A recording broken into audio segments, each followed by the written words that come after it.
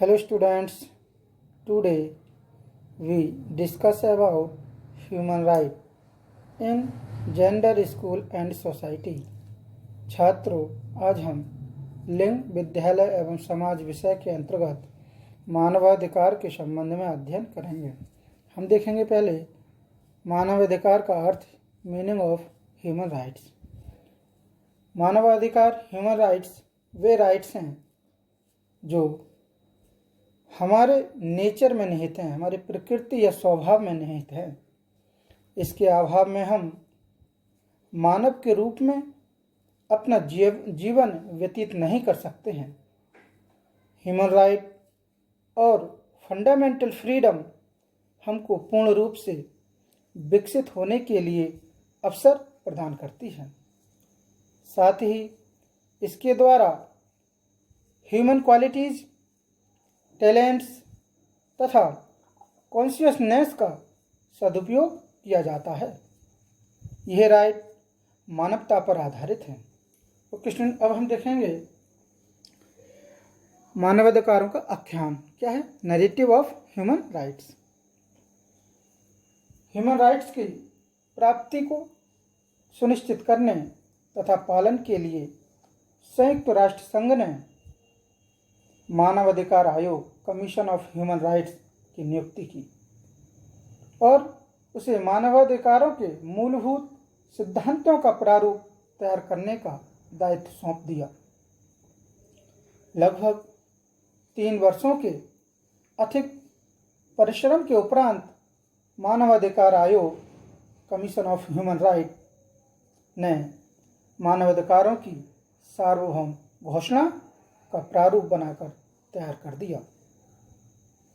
10 दिसंबर 1948 को संयुक्त राष्ट्र महासभा ने कुछ संशोधनों के साथ इस प्रारूप को स्वीकृत कर दिया और इसी दिन ह्यूमन राइट्स का सार्वभौम घोषणा पत्र जारी कर दिया।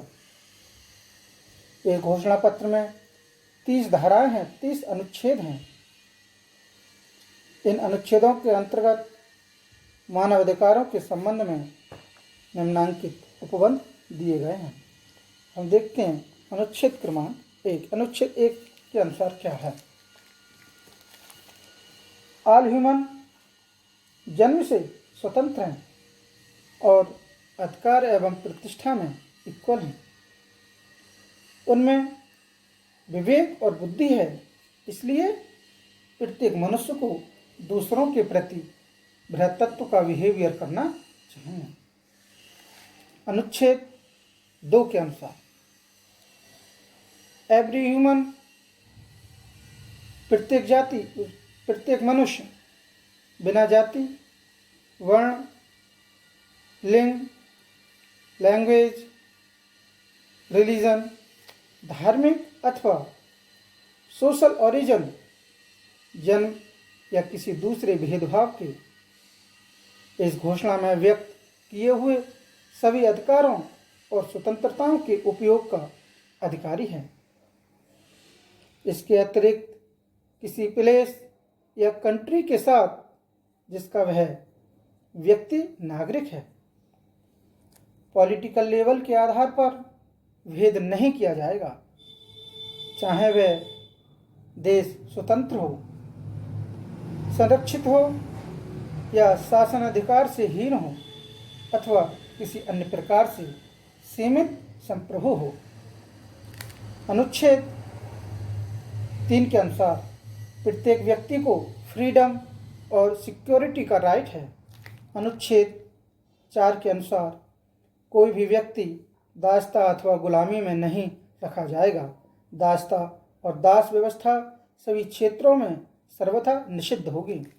अनुच्छेद 5 के अनुसार किसी भी व्यक्ति को अमानुषिक पनिशमेंट नहीं दिया जाएगा और ना ही उसके प्रति क्रूरतापूर्ण व अपमानजनक बिहेवियर ही किया जाएगा।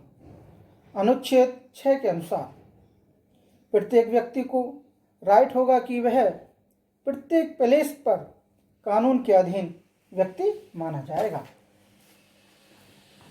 अनुच्छेद 7 के अनुसार कानून के समक्ष ऑल मैन इक्वल होंगे और सभी बिना किसी भेदभाव के कानून की सुरक्षा प्राप्ति के अधिकारी हैं। धारा अनुच्छेद 8 के अनुसार प्रत्येक व्यक्ति को संविधान या कानून द्वारा प्रदत्त मूल राइट्स को भंग करने वाले कार्यों के विरुद्ध राष्ट्रीय कोर्ट से संरक्षण पाने का राइट होगा। अनुच्छेद 9 के अनुसार किसी व्यक्ति को असंवैधानिक ढंग से ना तो बंदी बनाया जाएगा, ना कैप्चर किया जाएगा और ना ही निष्कासित किया जाएगा।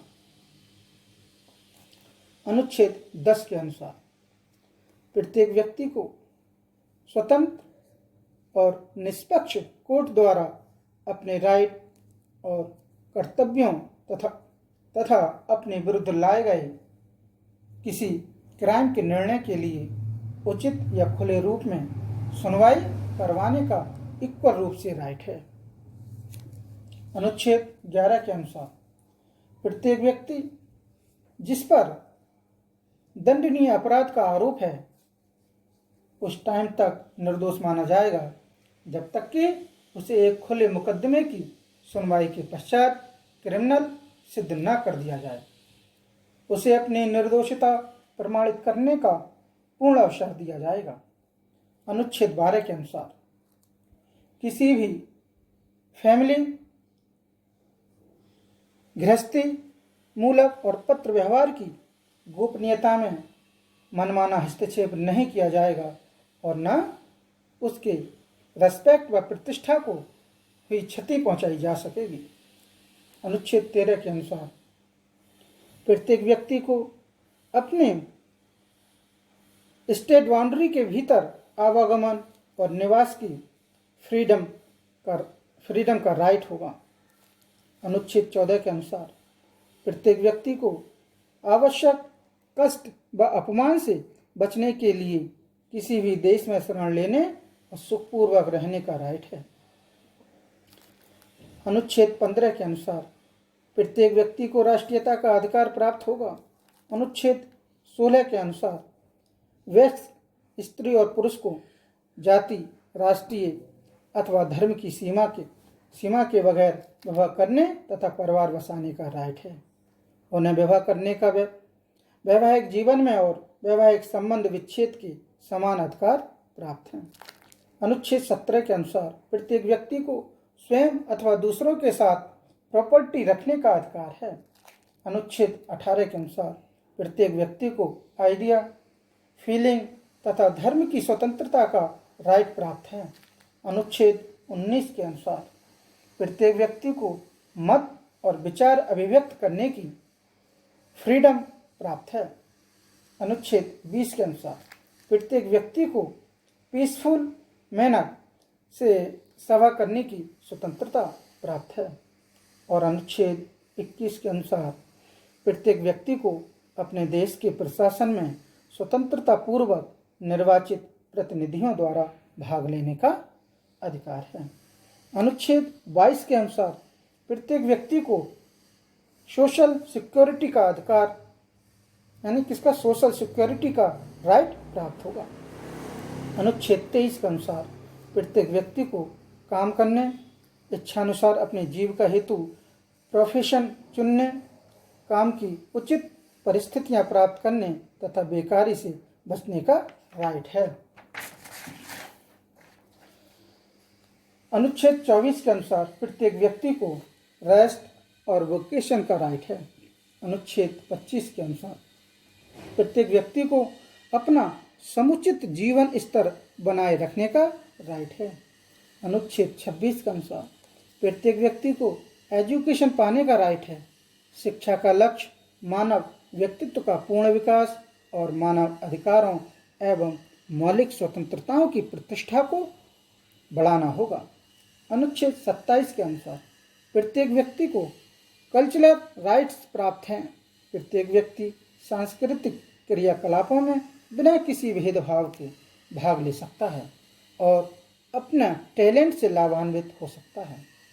अनुच्छेद 28 के अनुसार प्रत्येक व्यक्ति ऐसी सोशल तथा इंटरनेशनल ऑर्डर का अधिकारी है जिससे इस घोषणा में उल्लिखित अधिकारों और स्वतंत्रताओं की पूर्ण प्राप्ति हो सके। अनुच्छेद 29 के अनुसार सोसाइटी के प्रत्येक व्यक्ति के कुछ ऐसे कर्तव्य हैं जिनके पालन से ही उसके व्यक्तित्व का फ्री एवं पूर्ण विकास संभव है। और अनुच्छेद 30 के अनुसार इस घोषणा पत्र में उल्लिखित किसी भी ऑर्डर के ऐसे अर्थ न लगाए जाएं जिनसे किन्हीं राज्यों के समूह या व्यक्ति को किसी भी ऐसे कार्य में लगाने या करने का राइट मिले जिसका इस घोषणा पत्र में वर्णित राइट्स और स्वतंत्रताओं में से किसी एक को नष्ट करने का लक्ष्य हो। Okay students, thank you.